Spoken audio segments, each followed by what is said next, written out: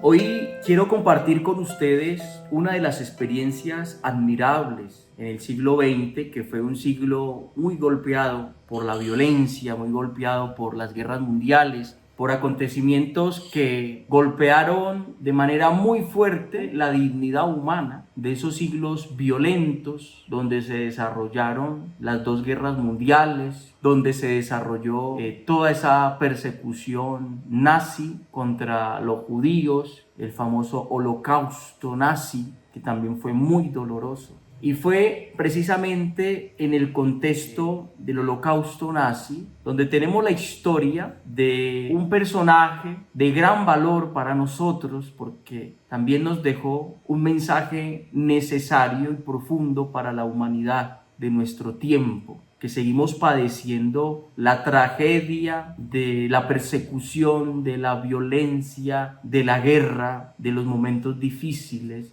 y el hombre necesita saber cómo soportar el dolor, el sufrimiento, cómo hacerle frente a la vida difícil sin perder la esperanza, sin perder el estado de ánimo, sin perder la ilusión de vivir. Me estoy refiriendo a Viktor Frankl. Viktor Frankl es un médico, filósofo, psicólogo de la Escuela de Viena, Austria, quien por tener descendencia judía, pues fue cogido, agarrado por los nazis. Recordemos esta triste experiencia del siglo XX, que fue liderada por uno de los líderes que hizo muchísimo daño en el centro de Europa, Adolfo Hitler. Y fue allí donde padeció Viktor Frankl, pues, humillaciones en estos campos de concentración donde llevaban a los judíos. Padecían trabajos forzosos, difíciles, duros, y luego, después de múltiples azotes, eran llevados a unas cámaras de gas para morir asfixiados, ahogados, quemados. Se practicaban torturas de muchas formas, y esto llevó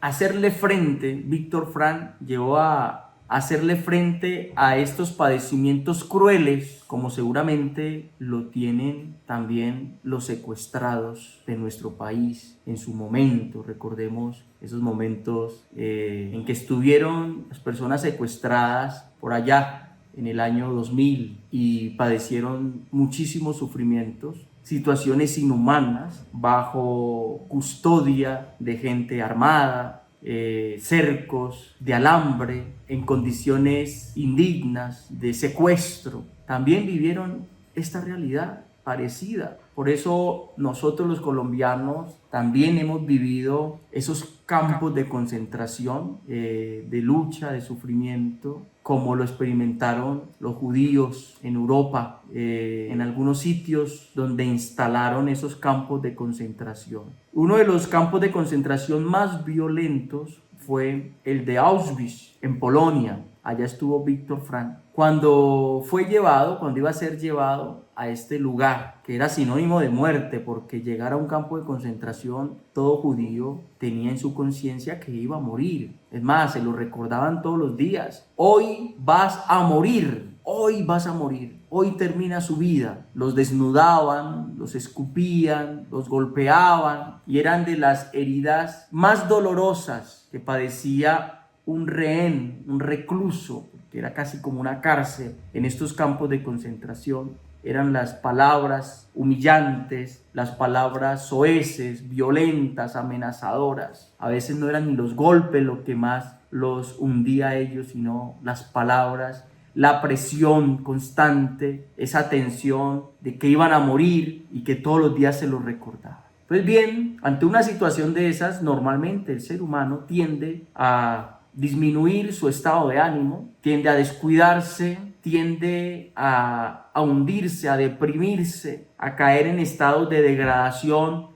porque ya lo ha perdido todo. Un judío que iba a estos campos de concentración sentía haberlo perdido todo, porque sentían tener solamente su cuerpo, un cuerpo desnudo, porque les quitaban hasta la ropa. Era parecida casi como esa experiencia de flagelación que pasó nuestro Señor Jesucristo, porque pasaban por múltiples ofensas, golpes y llegaban ya desnutridos, sin fuerzas al castigo final, como eran las cámaras de gas. ¿Qué le quedaba a Víctor Frank? ¿Qué le quedaba? Tenía que aferrarse a algo. De ahí fue que sacó su famosa teoría. De esa experiencia fortaleció sus estudios como médico. Que el ser humano, atención con esto, el ser humano solamente puede sostenerse en situaciones difíciles, en situaciones de sufrimiento, si tiene en su vida un propósito, si tiene una meta o un proyecto de vida, lo que él llamó, si el hombre tiene un sentido de la vida, no se viene abajo, no se desvirtúa y no se degrada, así esté pasando por el momento más difícil. Por eso es importante nosotros plantearnos siempre un propósito de vida. ¿Por qué hago las cosas? ¿Por qué vengo al trabajo? ¿Por qué me levanto? ¿Por qué estoy en tal situación? Tenemos que tener un propósito de vida, o lo que llaman los psicólogos un proyecto de vida, un objetivo. ¿Por qué vivir? Hay gente que vive pero sin objetivos, no tienen objetivos, no tienen metas claras. Eso hay que escribirlo, eso tenemos que tenerlo en letras de oro. ¿Para dónde vamos? ¿Qué me sostiene a mí diariamente? ¿Qué es la realidad que me sostiene a mí de pie? Aunque estemos pasando por circunstancias difíciles, una enfermedad, una situación, alguna realidad oscura que estemos viviendo. ¿Qué es lo que hace que yo siga de pie? ¿Cuál es el sentido de la vida? Y eso es lo que Víctor Frank describe en su libro, y se los recomiendo. Creo que uno de los libros que yo salvaría de mi biblioteca si hubiera una inundación, es ese libro, El hombre en busca de sentido, de Víctor Frank. El hombre en busca de sentido. Y vale la pena. ¿Qué fue lo que llevó a Víctor Frank a no desanimarse en medio de ese campo de concentración, donde veía morir todos los días a muchas personas y donde sabía que se acercaba su momento para morir? ¿Qué llevó a que Víctor Frank no se desesperara? Decía él que algunos se volvían locos en esos campos de concentración porque todos los días les recalcaban que ya iban a morir, que ya iban a morir. Y Víctor Frank tenía una realidad que lo movía a continuar todos los días en un estado de ánimo alto, porque uno tiene que pensar siempre en la realidad que a mí me mueve, que me lleva a levantarme, y es el amor. El amor es el principio clave, es un principio cristiano, miremos, es un principio de nuestra fe, el amor. El amor de él era su esposa, su amada, su esposa. Cuando a él lo cogieron para ser llevado a los campos de concentración, lo subieron a un carro y iba con uno de sus conocidos, de sus amigos, y le dice a su amigo llamado Otto, le dice lo siguiente, porque estas palabras nos da la clave de comprensión qué fue lo que llevó a Víctor Frank a no desfallecer en los campos de concentración nazi, allá en Auschwitz, en Polonia. Y le dice Víctor Frank a Otto: escucha, Otto, si yo no regreso a casa con mi mujer, si yo no vuelvo y tú la vuelves a ver, te pido un favor, dile a mi esposa, en primer lugar, que aquí hablamos todos los días de ella, que todos los días la recuerdo, que todos los días yo hablo de ella. Mire lo que movía a Víctor Frank. Mire la noticia que quería enviar con su amigo Otto a su esposa, porque era el amor de su vida, lo que le movía a él a dar la lucha, a no desfallecer. Si no regreso, dile que todos los días hablo de ella, que todos los días hablamos de ella. Segundo, dile que la he amado más que a nadie en el mundo. Segunda razón, la he amado más que a nadie en el mundo. Y tercero, dile, Otto, a mi mujer, si yo no regreso a casa, dile que el breve tiempo de felicidad de nuestro matrimonio me ha compensado de todo, incluso del sufrimiento que aquí hemos tenido que soportar.